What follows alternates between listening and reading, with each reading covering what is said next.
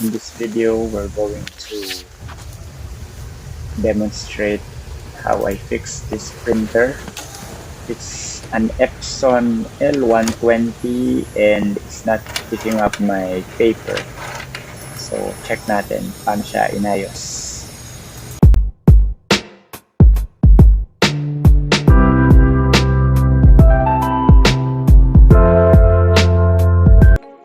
So this printer was bought in 2020 sa Odeon Mall for around 4,600.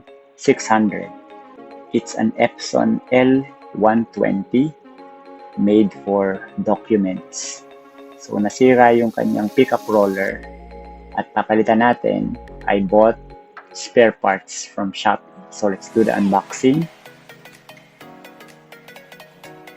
Yung binili ko na parts will be an entire upper roller and yung very common na pinapalitan yung pickup roller sa ilalim, yung mas maliit. I bought spare yung mismong assembly nung parehong upper and lower roller, pati na rin yung rubber lang. So meron akong spare later on pag kinailangan. And let's get to the disassembly first. Ang kailangan natin ng mga tools ay dalawang screwdrivers. Dalawang klase. Yung isa ay Phillips screwdriver at lahat ng mga tornilyo, ito yung pangkalas natin. Magandang klase yung ganitong screwdriver na merong magnet para wala tayong disgrasya na mahulog yung mga tornilyo. And we'll also need a flat screwdriver because there are many parts of our procedure in which we need to pry off para mas madaling kalasin. Okay, mine is a converted printer. Meron akong waste tank na DIY lang. So that's the first thing that I will need to remove in my printer. This will get messy, so dapat meron tayo palaging standby na tissue paper. I don't have one, so ang ginamit ko ay wet wipes na mas okay dahil kasama ng linis every time. So let's remove this waste tank. Every time na mag-clean ka ng printer mo through the settings, maraming tumatapon na mga ink dyan. If you don't have it converted like this, so yung waste ng mga ink ay tumatapon sa ilalim, merong sponge sa ilalim.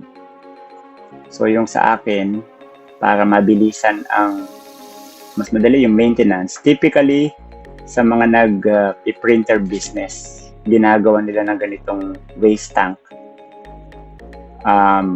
para hindi messy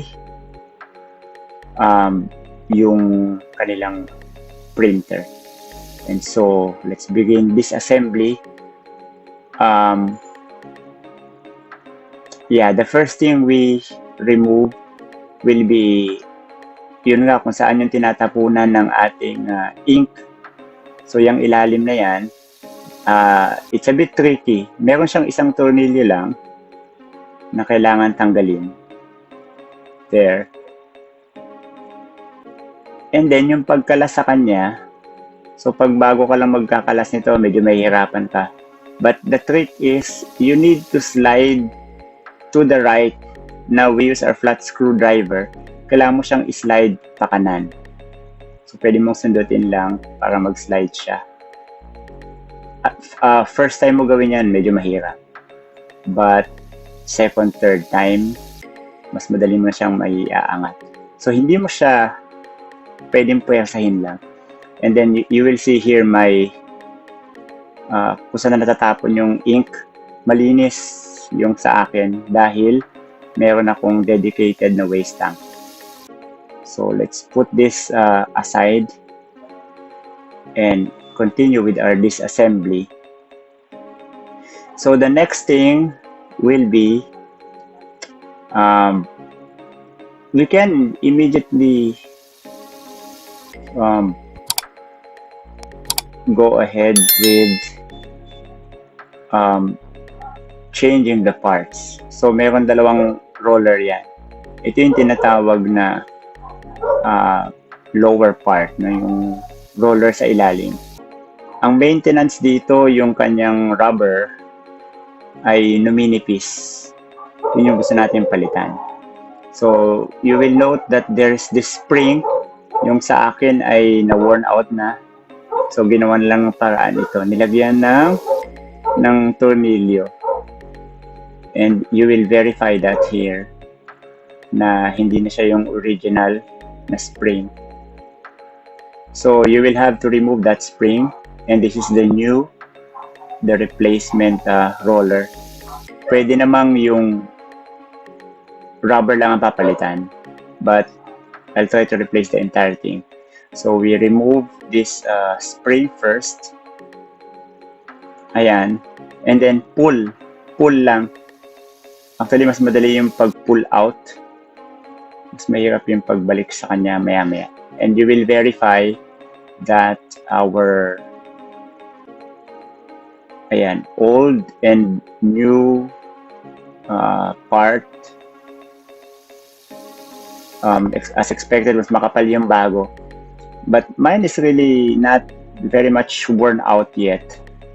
Pero dahil meron akong bagong part, papalitan ko na lang para bago na siya.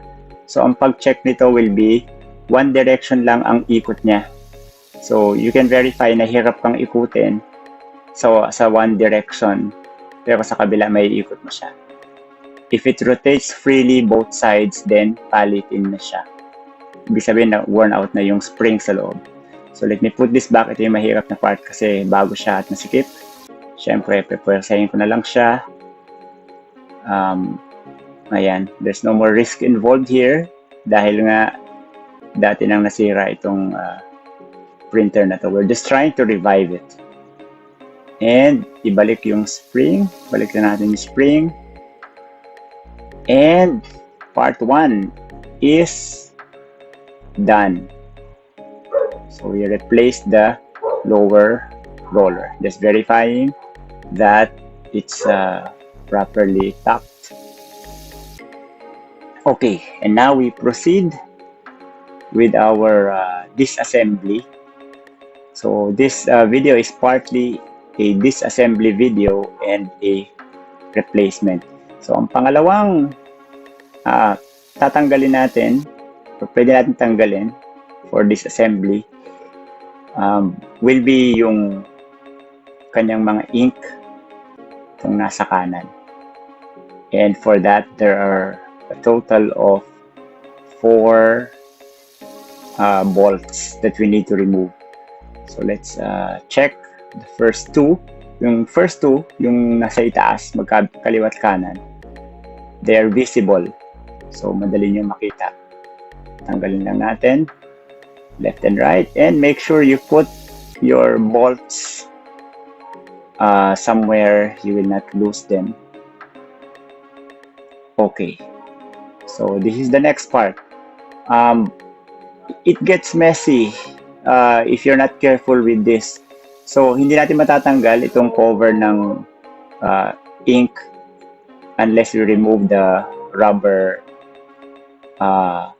top, yung mga cover ng bawat color. So let's put it aside. Again, meron tayong tissue paper or wet wipes. And of course, dahil wala nang cover yan, pwede na matapon yung ink. We will simply pry mula sa ilalim. So, kailangan mo lang hatakin ng konti at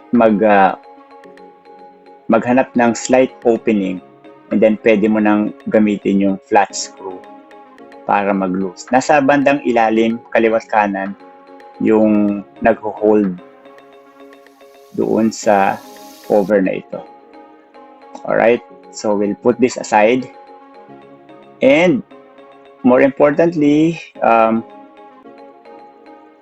kailangan natin i-cover ulit yung ating mga ink for safety para hindi tayo messy in our as we continue our work of disassembly. Okay, after putting them in place, there are two more bolts sa bandang ilalim. Allow me to just clean first. So, kasama ng linis. So, let's verify the two bolts bandang lower right, lower left. So, ito yung nakatago ng mga tornilyo. Dalawa na lang yan. That will free up the inks. Yung ink na assembly na ito. So, dalawang tornilyo lang. And we're good to go for this part. And we have freed our ink. Ayan. Okay, so the next part will be taking off the main cover. And for that, meron tayong dalawa na namang mga tornilyo na tatanggalin. Actually, dalawa na lang.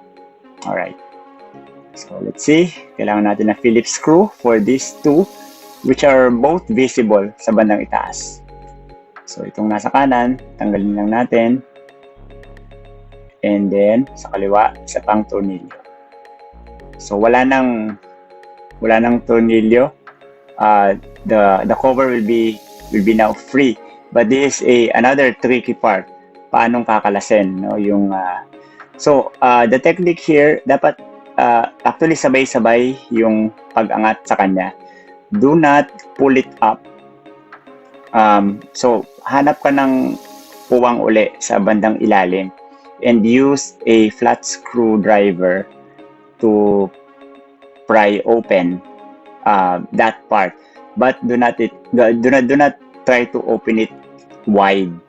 So, konti lang. You will hear a click na merong natanggal na na naka-hook. So, ayun, pinakamadali sa bandang likod mag-pry.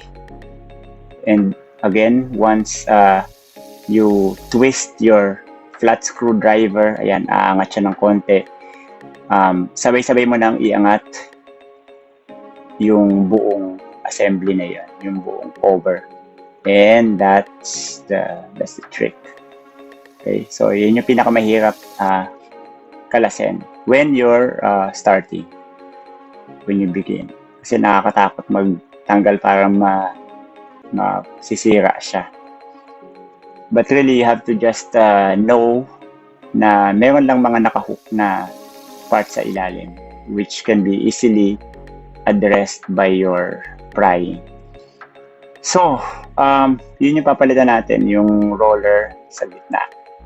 You can verify that the one that we bought is one and the same. But what we'll try to do first, medyo madugo yung pagkalas ng pagpalit ng buong assembly.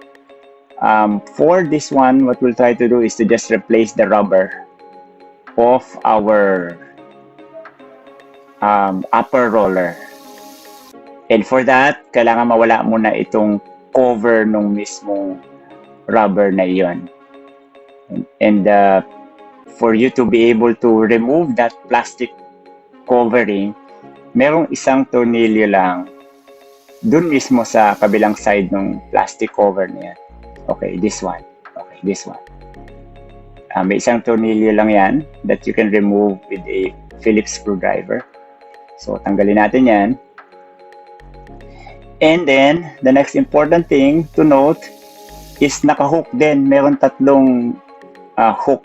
Kailangan mong i-slide pakaliwa to remove yung pagkaka-hook ng mga yan. So, slide pakaliwa. And let's do that. Naka-snap yan eh. So, slide lang pakaliwa. And there you go. That will free up that cover. So, itabi lang muna natin. if you want to be sure, ilapag mo siya ng same orientation, how you remove it or how it appears when you remove it. And now we'll try to replace the rubber instead of replacing the entire assembly. So it appears that wala namang problem yung plastic na ito na yan, part ng gear. Mukhang kailangan lang natin i-replace yung mismong rubber na yun. It's easy to remove dahil rubber lang nga siya. And so let's try to remove this and compare it to the new rubber that we bought from Shopee, and let's try to compare it with the one that we bought. So ito yung bago compared sa luma. Okay, so you will verify here that hindi naman ganun kalaki yung diferensya, but of course mas makapal yung bago na rubber. And if it's not picking up the paper, so certainly palitin na siya. So let me just try to put this back, yung ating rubber. And again, for someone who's doing this the first time, it's always difficult kasi nag-aalangan ka na masisira mo siya. But for those who have done this before, and for those who have who think that their printer is broken, there's really not much to lose. The same rationale as I have na nasira na nga siya eh. So what is there to lose more? But still, you have to be very careful when maintaining your device, your printer. So let's try to put it again and make sure that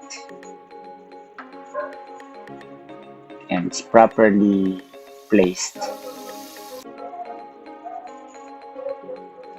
So itong printer na ito ay 4 years, almost 4 years now with me, and it has served very well. It's not really a printer that we use for business. It's really for personal consumption, but it served us very well. Nasira na din siya ng maraming beses, no? Dahil immediately when this was bought brand new, I had all the inks replaced by cheaper ink, yung Kuyi and Hansol na brand, no? Because at that time yung mga EPSON original ink ay medyo mahal, but I replaced it with the cheaper ones na pigment type. So pag pigment kasi mas matagal kumupas, unlike UV dye ink. And now that we have finished installing our roller, we are putting back, and don't forget to put back. So assembly naman tayo. We're putting now the bolt to hold yung cover ng upper roller. And then in order, ang next part of course will be this cover.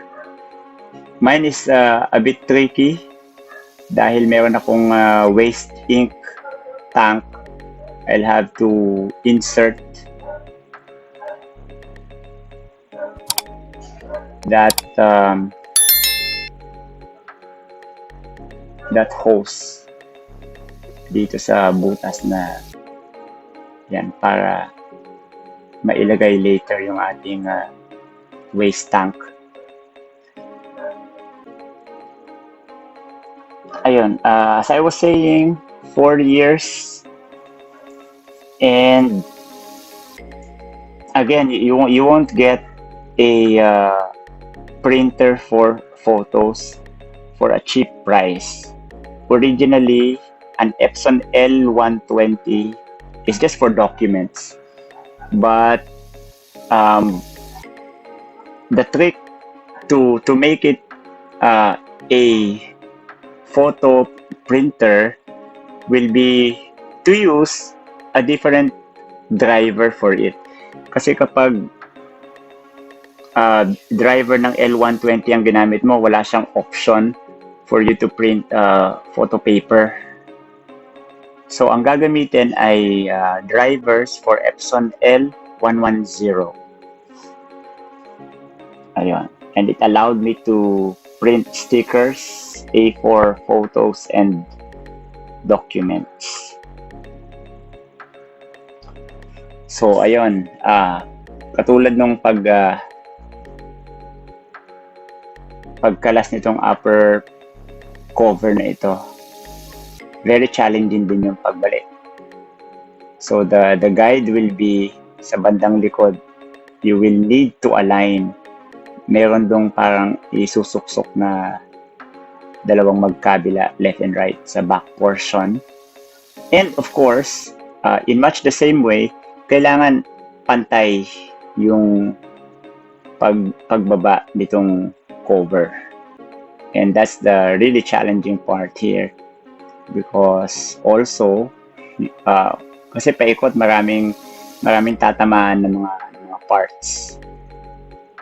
And again, for those who are doing this the first time, you always worry that you will damage some parts. But really, EPSON is a well-built device. Matibay naman yan, yung mga parts niya. And of course, very much available yung mga parts ng EPSON. Lalo na ngayon na uso na yung mga Shopee. Okay, so we're putting back the 2 bolts sa itaas. These are white or silver colored bolts. Yung mga nasa gilid, nasa ink, yung mga nasa ink ay mga dark colored bolts. Okay.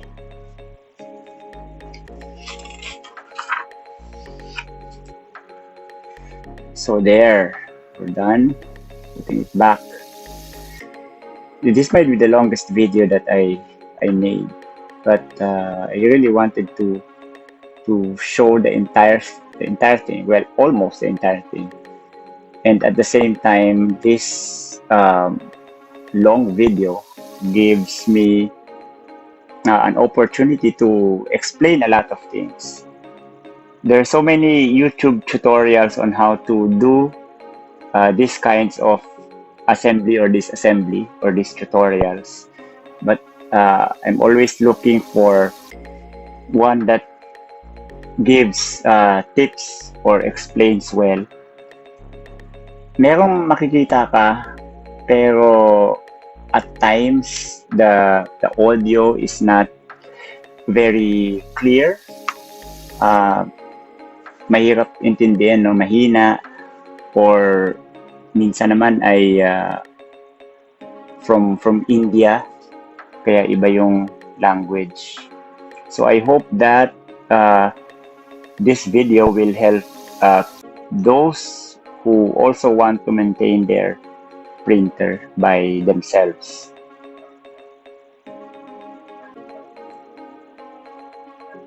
Kasi most EPSON printers naman ay the same lang ang mechanism. And I would say most printers too. And while there's a risk involved na masira siya, do all of this at your own risk.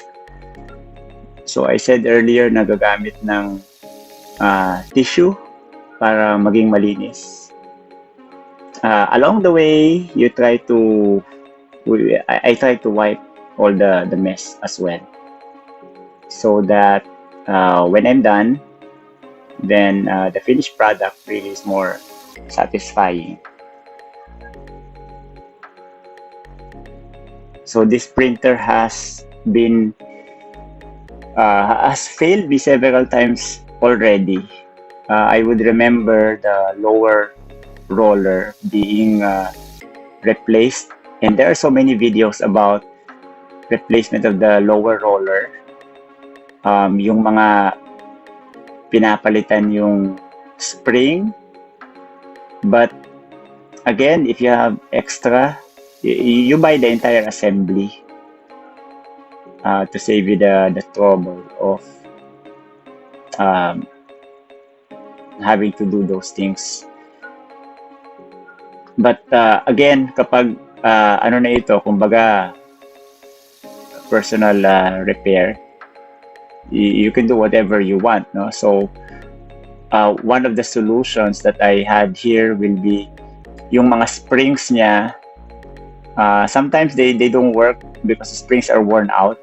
So ang ginagawa ko ay I will have to stretch some of the springs. Okay, so we're close to finishing up. So again, ito yung tapunan ng ink. The same thing as we pulled it out earlier, isa-slide natin pakaliwa naman ngayon.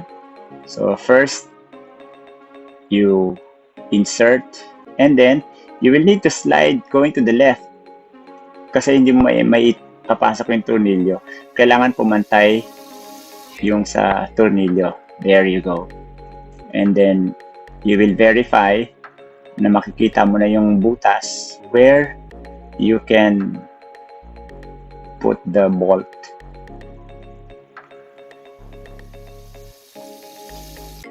And that's it.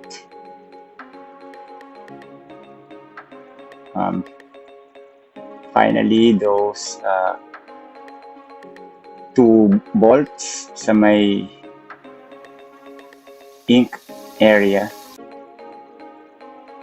that will finish off this